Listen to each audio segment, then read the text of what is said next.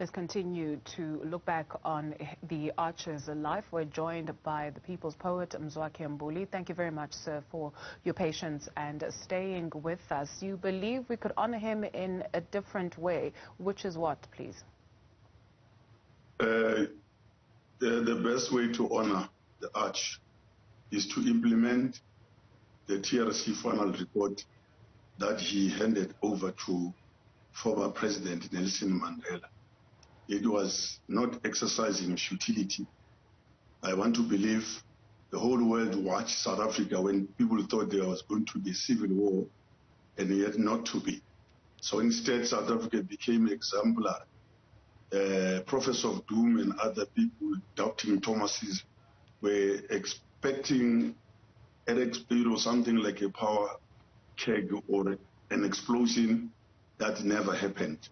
So the TRC was recited or regarded as one of the methodologies that South Africa brought about to either neutralize or to soothe hurting or bleeding hearts. Now, that period, no one thought would take more than 2 decades without its implementation.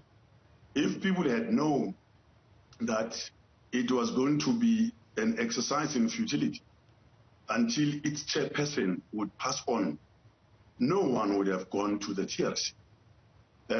People went there out of goodwill, faith, believing that the country was now going to build or a new South Africa on a clean slate, rather say foundation of reconciliation. Because among others, the TRC was meant to reconcile the nation.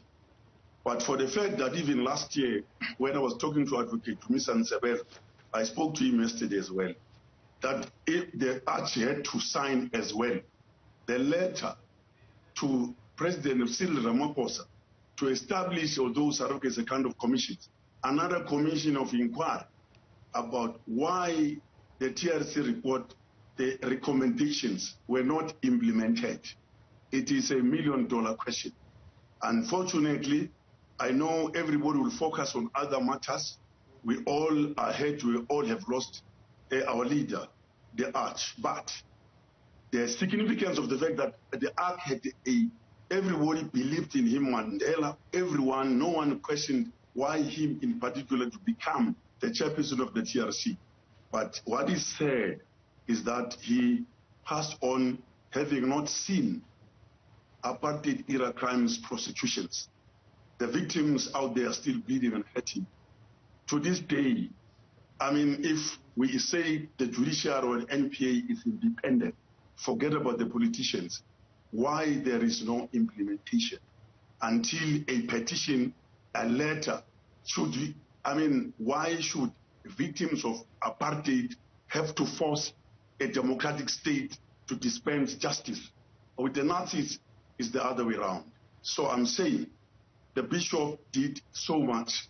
Now, in the midst of this and the grief and the pain, when the bishop has been laid to rest, this question will remain. I am the victim of apartheid era crime. I received 2, 3 letters written by the Arch, even the first one about the compensation, about my appearance in 2000 at the Church Square, where Jacobus Klopper confessed about the bombing of my home in Pinville.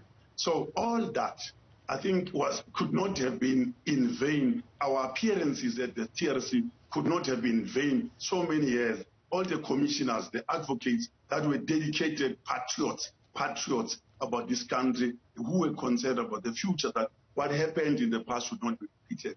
But I sadly so, as we mourn the passing of Archbishop, his mission was not complete because the TRC report has not been implemented. You have other commissions, whether Harams, whether you call Marikan, whether it will be Zondo tomorrow. But the first one and the most significant commission was the TRC. And ladies and gentlemen, our viewers out there, the question that begs answers, what happened?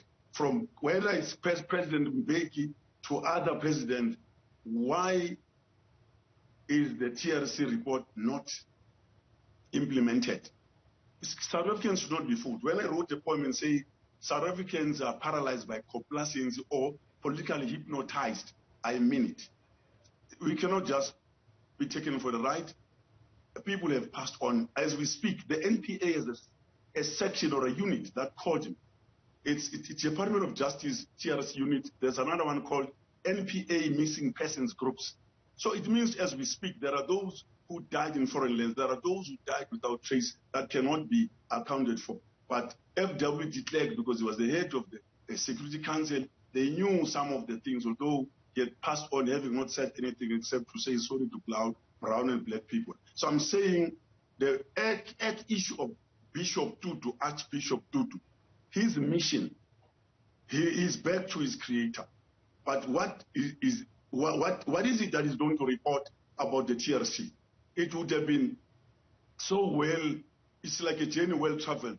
Now, if you talk the book of St. Paul, he ran the race. But out of all his missions, he stood against the march of apartheid. He was blasphemed, he was ravished, he was attacked for calling for punitive sanctions. The bishop was so brave. The courthouse had to be bombed to show that the Flag Plus guys meant business, so apartheid regime meant business. In the 80s, the bishop was on forefront during the Kairos document that now rather will obey God than the state, because the state was like a terrorist state. So Archbishop Tutu played his part. But what is very sad is the fact that, unlike the Nazis, criminals that are still being handed down, not a single person involved in apartheid era crimes, regardless of the UN, the declarations, apartheid regardless crime against humanity, no one has been convicted and prosecuted. That is very sad for me, and myself being on the list of apartheid era crime victims. Mzwakhe Mbuli, thank you very much for availing yourself and for your reflections this evening.